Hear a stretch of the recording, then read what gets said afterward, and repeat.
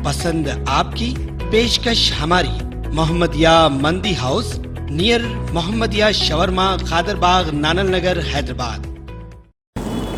अस्सलाम वालेकुम नाज़रीन, आए नज़ारते हैं देश या दुनिया के खबरनामे पर।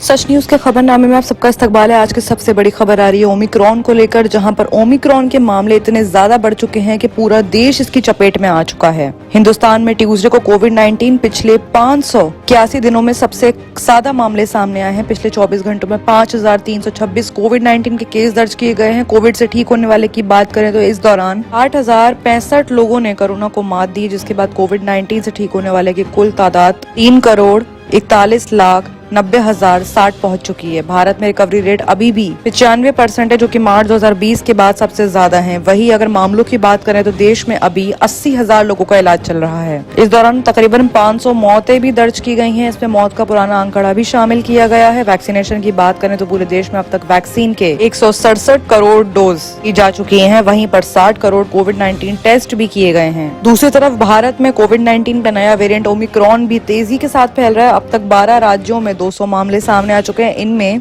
78 मरीज ठीक भी हो चुके हैं। महाराष्ट्र में 54, दिल्ली में भी 54, तेलंगाना में 20, कर्नाटक में 19, राजस्थान में 18, केरल में 15, गुजरात में 14, यूपी में 2, चंडीगढ़ में 1, तमिलनाडु में 1 और पश्चिम बंगाल में 1 मामला सामने आया है।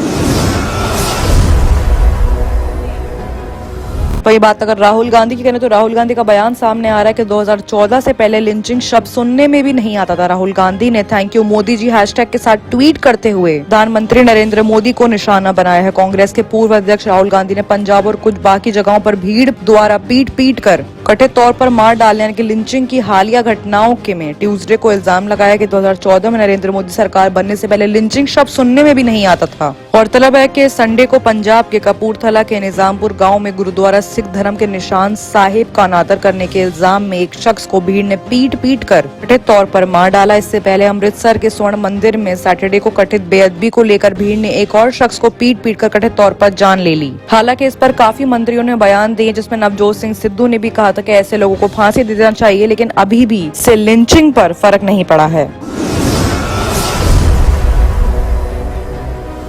अगर आरएसएस प्रमुख के मुलायम की करें तो आरएसएस प्रमुख से मुलायम की मुलाकात पर कांग्रेस भड़की है। फोटो पोस्ट कर सपा ने शिष्टाचार की सीख दी है। उपराष्ट्रपति वेंकैया नायडू और उनकी बीवी उषा नायडू ने अपनी नितिन निहारिक की शादी के अपने आवास पर रिसेप्शन पार्टी रखी थी, जिसमें राष्ट्रपति रामनाथ कोविंद, प्रधानमंत्री नरेंद्र मोदी और देश के मुख्य न्यायाधीश जस्टिस एनवी रमना भी पहुंचे थे। यूपी कांग्रेस के ट्विटर हैंडल से मंडे की देर रात दोनों नेताओं के साथ वाली तस्वीर पोस्ट करते हुए समाजवादी पार्टी पर तंज किया गया कि ट्वीट में यूपी कांग्रेस ने लिखा, नई सपा में सा का मतलब है संघवाद। इसके जवाब में समाजवादी पार्टी ने कांग्रेस पर शिष्टाचार भूलने का इल्जाम लगाया। समाजवादी पार्टी ने अपने ट्विटर हैंडल से मुलायम सिंह यादव और राष्ट्रवादी कांग्रेस प्रमुख शरद पवार की तस्वीर साझा करते हुए लिखा कि राजनीतिक शिष्टाचार भूल चुकी है कांग्रेस। जिस प्रोग्राम की तस्वीर लगा रही है कांग्रेस, उसी प्रोग्राम में कांग्रेस के सहयोगी एनसीपी के नेताओं को भी शामिल ले लिया गया। नेताजी का आशीर्वाद है, इस पर क्या कहेगी कांग्रेस। उधर यूपी बीजेपी ने भी मोहन भगावत और मुलायम सिंह की तस्वीर क्रॉप कर ट्वीट किया और लिखा कि तस्वीर बहुत कुछ बोलती हैं। दरअसल उपराष्ट्रपति वेंकैया नायडू और उनकी बीवी उषा नायडू ने अपने नातिन निहारिका की शादी के मौके पर रिसेप्शन पार्टी रखी थी, जिसमें राष्ट्रपति रामनाथ कोविंद, मोदी जी, देश के मुख्य न्यायाधीश जस्टिस एनवी रमना भी पहुंचे थे। इसी फंक्शन में प्रमुख मोहन भागवत और सपा सांसद मुलायम सिंह यादव भी एक सोफे पर बैठे नजर आ रहे हैं। तस्वीर सबसे पहले केंद्रीय मंत्री अर्जुन मेघवाल ने शेयर की थी, जिसमें वो खुद भी वहां मौजूद थे।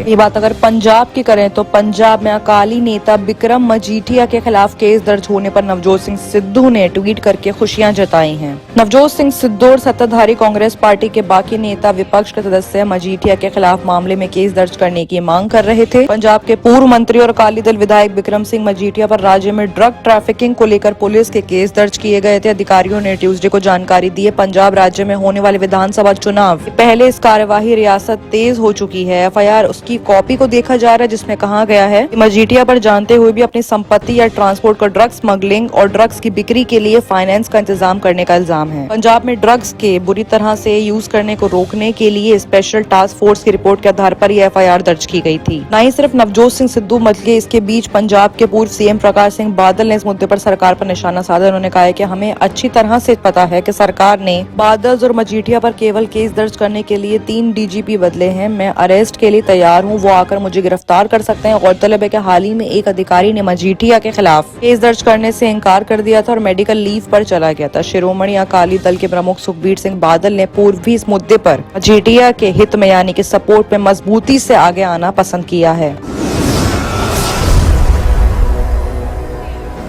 आइए अब बात करते हैं इंटरनेशनल खबरों की, जहां पर सबसे बड़ी खबर आ रही है पाकिस्तान से, जहां पर पाक में OIC समिट नाकाम हो चुका है। पाकिस्तानी जर्नलिस्ट की राय जयशंकर डोभाल ने इमरान के मंसूबों पर पानी फेरा है। असली खिलाड़ी तो दिल्ली में बैठे हैं। पाकिस्तान की राजधानी इस्लामाबाद में संडे को ऑर्गेनाइजेशन ऑफ इस्लामिक कंट्रीज के विदेश मंत्रियों की मीटिंग हुई। OIC में 57 मुस्लिम देश मेंबर्स हैं। जानकारी के मुताबिक 57 में से करीब 16 छोटे देशों के विदेश मंत्री इस्लामाबाद पहुंचे हैं। बाकी देशों ने एम्बेसडर्स या छोटे अफसरों को भेज दिया। मजे की बात यह कि अफगानिस्तान के पड़ोसी 5 सेंट्रल एशियाई देशों के विदेश मंत्री OIC समिट में जाने के बजाय दिल्ली में अफगान मीटिंग करने पहुंच गए। मंडे को इन्होंने प्रधानमंत्री नरेंद्र मोदी से मुलाकात की। पाकिस्तानी मीडिया का एक बड़ा इल्जाम लगा रहा कि हिंदुस्तान ने OIC समिट फेल कर दिया। हालांकि पाकिस्तान के मेन मीडिया तो सरकार या फौज के डर से ही OIC पर ज्यादा जानकारी देने से बच रहे हैं।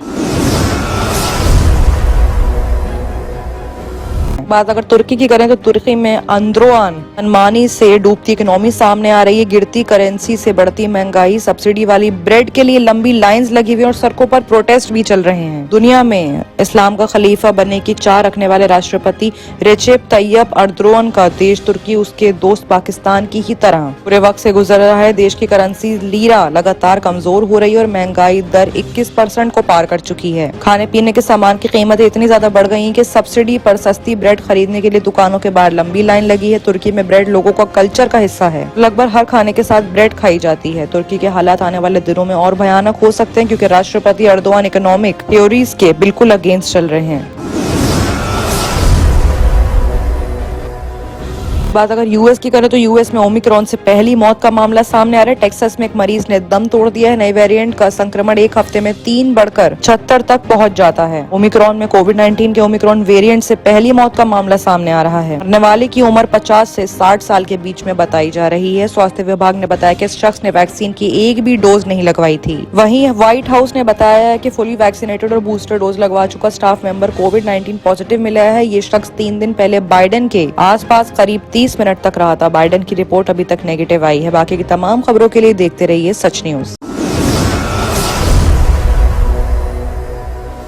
Dr. Farhana's Polyclinic Diagnostic Maternity and Scanning Center by Dr. Farhana Al Jabri कई किस्म के मुख्तलिफ स्कैन्स रीजनेबल और अफोर्डेबल रेट्स में पुराने शहर की खवातीन को सहूलत पहुँचाने के खुसूसी मकसद से ये स्कैनिंग सेंटर खोला गया है।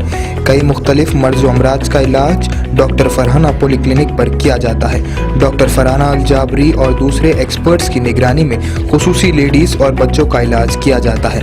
एड्रेस याकुतपुरा, बड़ा बाजार, जफर रोड, हैदराबाद। स्क्रीन पर दिए गए नंबर्स